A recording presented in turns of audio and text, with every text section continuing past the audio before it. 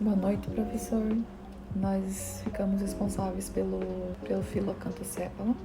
Eu deixei demonstrado um cladograma, e nesse cladograma ele não mostra o filo Entoprocta, né? Por muito tempo o Acanthocephala ele era mais para a parte do Bryozoa, mas agora ele já entra na parte do pseudocelomado, né? Da parte do pseudocelomado e do blastocelomado.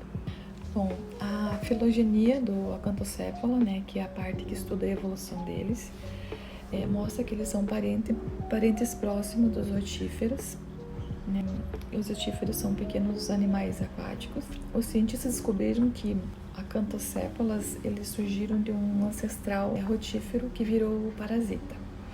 E por isso eles são agrupados eles estão em um grupo chamado Cindermata, isso, que inclui tanto os rotíferos quanto os Acanthocephalas. Bom, em relação à forma e função, a probóscide é inversível.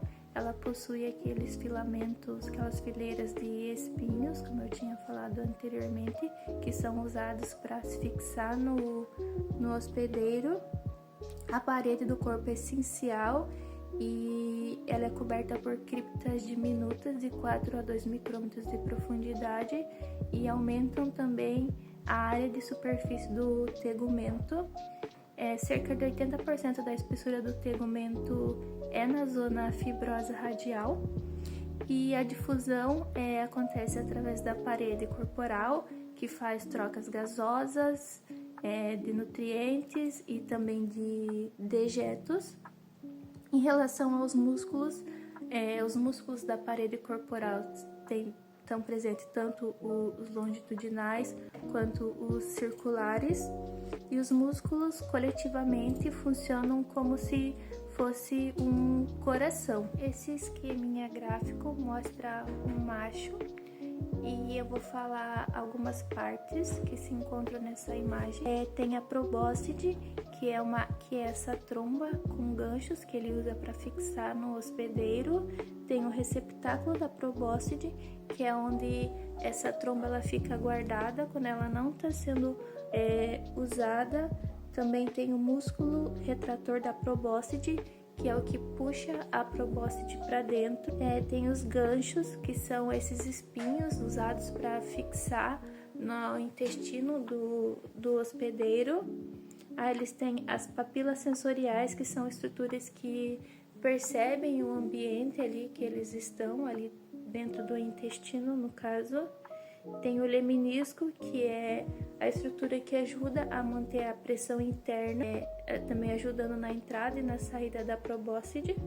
E aí já no sistema nervoso ele tem o gânglio cerebral, que é um pequeno cérebro que comanda o corpo, o cordão nervoso lateral, que leva os comandos do cérebro até o restante do corpo. Já no sistema reprodutor ele tem os testículos, que são onde são formados os espermas. Tem os ductos deferentes, que é a estrutura que leva os espermas até o final do corpo. A vesícula seminal, que é o que armazena o esperma até a hora da cópula.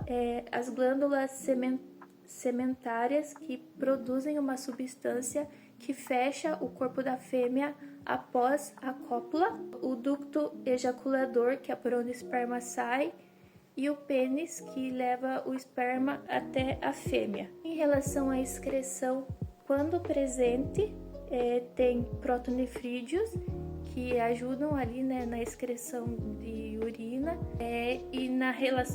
em relação ao suporte, ele tem um cordão ligamentar que segura os órgãos nos seus lugares. Bom, esses vermes, eles são conhecidos como vermes de cabeça espinhosa, porque a probóscide deles contém muitos espinhos. O filo é cosmopolita e mais de 1.100 espécies são conhecidas, e das espécies que são conhecidas, geralmente eles têm de 2 milímetros a 1 metro de comprimento, e as fêmeas geralmente são maiores. O corpo é achatado bilateralmente e eles têm uma cor creme, assim, só que eles podem absorver do hospedeiro, do conteúdo intestinal do hospedeiro, podem absorver pigmentos marrons ou amarelados. Olá! Agora eu vou falar sobre o habitat, a reprodução e o ciclo de vida dos acantocéfalos. Esses organismos, eles vivem como parasitas obrigatórios no intestino de vertebrados, principalmente peixes, aves e mamíferos. Mas o ciclo de vida deles também envolve um hospedeiro intermediário, que geralmente é um crustáceo aquático, como copépodes ou anfípodes. E um fato curioso é que algumas espécies conseguem até alterar o comportamento do hospedeiro intermediário, deixando-o mais vulnerável à predação, o que aumenta as chances de transmissão para o hospedeiro definitivo. Sobre a reprodução, os acantocéfalos são dióticos, ou seja, possuem sexos separados e apresentam um dimorfismo sexual bem evidente. Os machos são bem menores que as fêmeas. A fecundação é interna e os ovos produzidos pelas fêmeas são eliminados no ambiente junto com as fezes do hospedeiro definitivo. A partir daí, o desenvolvimento do parasita só continua se esses ovos forem ingeridos por um hospedeiro intermediário. Nessa imagem, a gente consegue ver que primeiramente a fêmea é bem maior que o macho. Tá ambos a comparação deles aqui, sendo a fêmea a primeira e o macho o segundo. Sobre o ciclo de vida, depois que o ovo é ingerido por um crustáceo, por exemplo, ele libera uma larva chamada acântor, que perfura a parede intestinal do hospedeiro intermediário e se transforma em acantela, e depois em cistacanto, que é a forma infectante.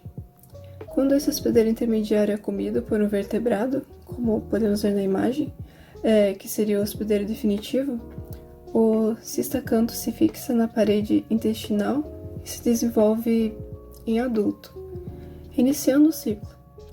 Portanto, é um ciclo de vida indireto, que envolve duas fases parasitárias e depende de pelo menos 2 hospedeiros diferentes. Para finalizar, inicialmente eu comentei como os acantocéfalos eles podem interferir no comportamento do hospedeiro intermediário, e outra curiosidade sobre isso é que algumas espécies, por exemplo, conseguem alterar a coloração ou os padrões de movimento dos crustáceos parasitados, fazendo com que eles fiquem mais expostos e mais fácil de ser predado, o que é essencial para o parasita completar o ciclo.